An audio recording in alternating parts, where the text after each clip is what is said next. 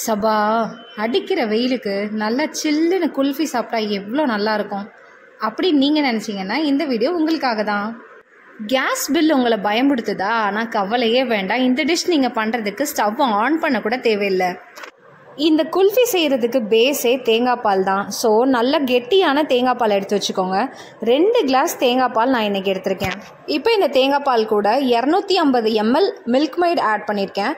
Milk மைட்லேயே நமக்கு sugar நல்லா எனஃபாக இருக்குன்றனால நீங்கள் எக்ஸ்ட்ரா சுகர் எதுவும் ஆட் பண்ணணுன்றது அவசியம் இல்லை.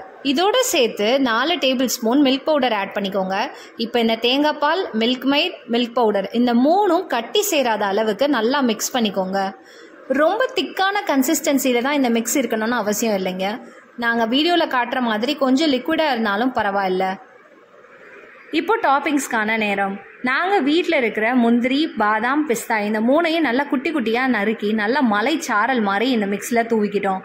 நாங்கள் இதோட எக்ஸ்ட்ரா குங்குமப்பூ ஆட் பண்ணிக்கிட்டோம். வீட்டில் குங்குமப்பூ இருந்தனால ஃப்ளேவருக்காக அதை ஆட் பண்ணியிருக்கோம். இது ஆப்ஷனல் தான். நீங்கள் இல்லை அப்படின்னா ஏலக்காய் பொடியே தூவிக்கோங்க. அப்புறம் என்னங்க, இதை இப்போ மோல்டில் மாற்றிக்கலாம். உங்ககிட்ட குல்ஃபி மோல்டு இல்லை அப்படின்னா பரவாயில்ல, எவர்சில்வர் டம்ளர் இருந்தாலே போதும். அதில் இந்த மிக்ஸை ஊற்றி வச்சுட்டு ஒரு ஐஸ்கிரீம் குச்சியை போட்டு அலுமினியம் ஃபாயில் பேப்பர் வச்சு மூடி வச்சு ஓவர் நைட் ஃப்ரிட்ஜில் ஃப்ரீசரில் வச்சு எடுத்தீங்க அப்படின்னா டேஸ்டியான அண்ட் நல்ல சில்லுன்னு குல்ஃபி ரெடி ஆயிருங்க. இது நம்ம தேங்காய் பாலில் செஞ்சுருக்கனால உடம்புக்கு ரொம்பவே குளிர்ச்சி அண்ட் ஆல்சோ ஹெல்த்தியும் கூட. கிட்ஸ்லேருந்து பெரியவங்க வர இதை கண்டிப்பாக விரும்பி சாப்பிடுவாங்க. நீங்களும் இந்த ரெசிபியை வீட்டில் மறக்காமல் ட்ரை பண்ணி பார்த்துட்டு எப்படி அவுட்கம் வந்ததுன்னு சொல்லி கமெண்ட்ஸில் மறக்காமல் சொல்லுங்கள். சேனலுக்கு ஃபஸ்ட் டைம் வந்திருக்கீங்க அப்படின்னா சேனலை சப்ஸ்கிரைப் பண்ணிவிட்டு மறக்காமல் எல்லா வீடியோவும் பாருங்கள். See you in the next video. Tata, bye bye.